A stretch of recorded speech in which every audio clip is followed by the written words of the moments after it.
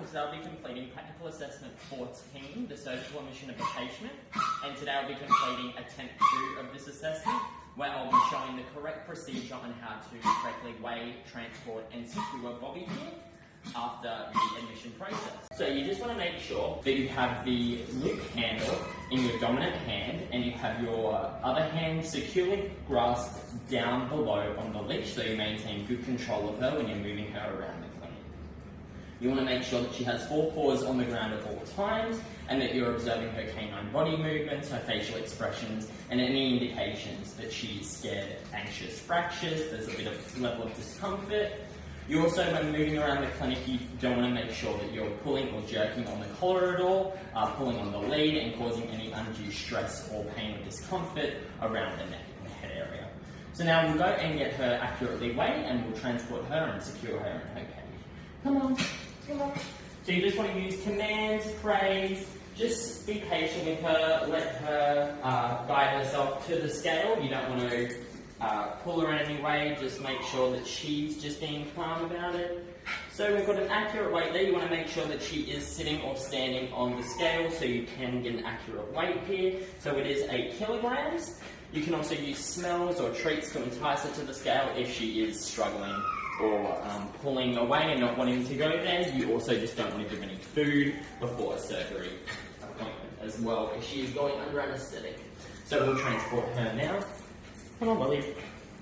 Hello. Just be slow with her as we're slowly walking her through the clinic, making sure that I'm not pulling on the lead, that I maintain good control of her. You also want to be aware if there's any other dogs or any other species in the clinic at this time. So, come over this side. I like to get down to her level, continue to be observing her canine body movements, her facial expressions, just giving her pats and praise as well, just being very patient with her. I will then get my dominant hand and I will securely grasp it under the abdomen. I'm not coming over her, I don't want to be overbearing, I want to just get down to her level. So I want to securely grasp under the abdomen. I'll unhook this lead here. And then the other arm will be positioned under the hind legs and the rear area, just to make sure that you have good control and you're maintaining good control of all of that. So she can't go anywhere, I'm not putting any undue stress on her, I'm not causing her any pain. And now we just want to guide her into the cage. Come on, lovey. Good job, Bobby. Good job. Just give her pats and praises. Close this one here. I did take a note of the collar as well when I put her into the cage, so we use this one to attach the belongings. So here is the cage as per the clinic policy. We then will write the name, procedure is, which today is a class grade, what belongings she came in. So she had a purple lead and a purple collar.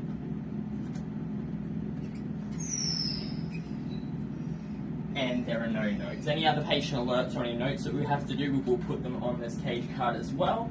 We'll put the accurate weight on the patient whiteboard, on the surgery whiteboard, plus the hospital chart, plus the patient file on IDEX Neo. And we will also remove the collar and harness at the time of anaesthetic as well and put them back on the cage. Other than that, that is everything today. That is practical assessment 14, the surgical admission of a patient, attempt 2.